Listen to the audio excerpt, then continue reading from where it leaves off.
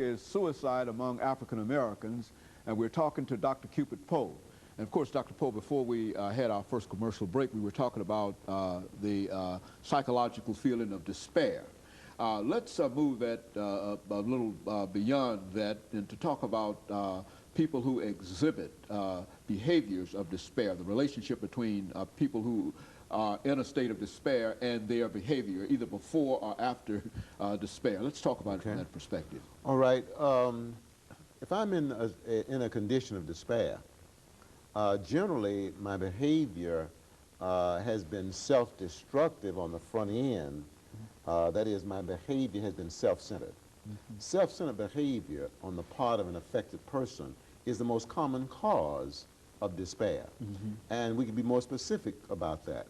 And that is greed, for example, for money, for power, greed for a sense of superiority over the people is, I believe, the #1 risk factor, the #1 contributing factor to that leads to a condition of despair. Now, once a person is in that condition, then we can expect that person's behavior to be even more self-destructive. It's like self-centered behavior causes despair, and despair intensifies self-destructive behavior or self-centered behavior. Okay? And so people in a condition of despair, they're more likely to abuse alcohol, they're more likely to abuse drugs, they're more likely to be sexually promiscuous, they're more likely to get into fights inappropriately, they're more likely to be mentally abusive of the spouse and physically abusive of the spouse and the children, they're more likely to be sexually abusive, okay? They're more likely to commit adultery, they're more likely to get involved in fast money-making schemes, illegal money-making schemes, all right? So that's what we see in self-destructive, in despair, is self-destructive behavior. And of course, individuals who become involved in all of these all this negative behavior are more than any other individuals more prone toward a suicidal as well as a homicidal reaction and activity. Is that what we're saying? Yes, because a condition of despair involves a certain amount of spiritual isolation. If I'm in a condition of despair as a result of being self-centered, as a result of doing my own thing, as a result of rejecting the authority of God, then that means I don't have the right relationship with God. And that means that I'm spiritually isolated. And spiritual isolation contributes to social isolation. Okay, so imagine then, I'm in a condition of despair because of persistent selfishness. And so that isolates me, even from family members. I don't feel close to them. I'm there, but I don't feel close. I don't feel close to anybody, all right? And so that increases my sense of alienation. It increases mental, emotional, and spiritual pain. And so I'm likely then to do something to get rid of the pain. And sometimes that's a suicide attempt or a completed suicide.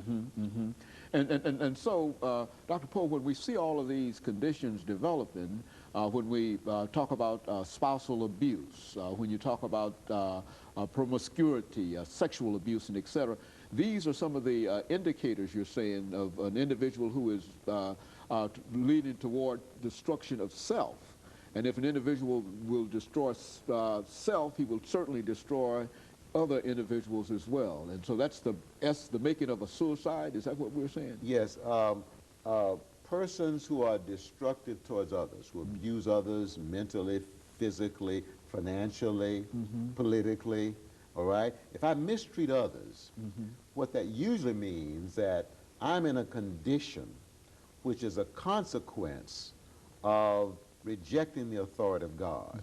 That means that I have a pattern of self-centered behavior, all right? It's caused me to be in a condition of despair, and that condition of despair has intensified my self-centered behavior or my destructive behavior, okay? So we see then that people who are self-centered, they're more prone to despair, and people who are self-centered and in a condition of despair are much more likely to be even more destructive of others as well as themselves. And that increases the risk then that they may commit suicide. Now what that means is that people who are very self-centered, who are very selfish, who are very prideful, all right, who mistreat and abuse other people are more prone to suicide. We see it in this culture. Persons, we know that Caucasian Americans have a much higher suicide rate than Afro-Americans. Well, if you look at the history between the two peoples, more Caucasians have been abusive of Afro-Americans than the other way around. And so the result is Caucasians have a much higher suicide rate. Okay, we have a much lower suicide rate. Okay, but if you look at the male-female situation, males are more abusive of females than females are of males. Males have a much higher suicide rate. Okay, if you look at a relationship, the husband or whoever is more abusive will be more prone to suicide. And not only will that person be prone to suicide, he'll also be prone to homicide as well. Be prone to homicide as well. But I think, though, that oppressed people have a tendency to turn on each other. They have a tendency to have a little bit higher homicide rate overtly. Okay. Explain that, Dr. Poe. Well, for instance, Afro-Americans nationwide, we have a little higher homicide rate than Caucasian Americans. All right? But Caucasian Americans have a much higher suicide rate. But we need to examine that further because, you see, there is mental homicide as well as physical homicide. And so you might say that whites are more mentally homicidal in relationship to blacks and in relationship to each other. We are more physically homicidal in relationship to each other, but not so much in relationship to whites.